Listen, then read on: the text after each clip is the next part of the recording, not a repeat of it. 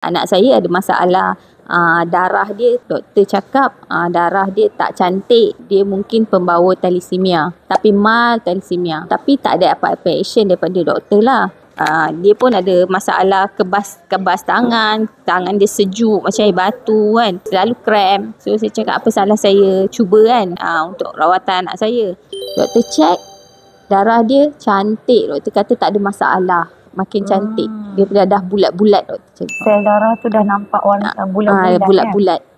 Kalau tak dulu dia kata sel darah tu once dia produce, dia terus pecah.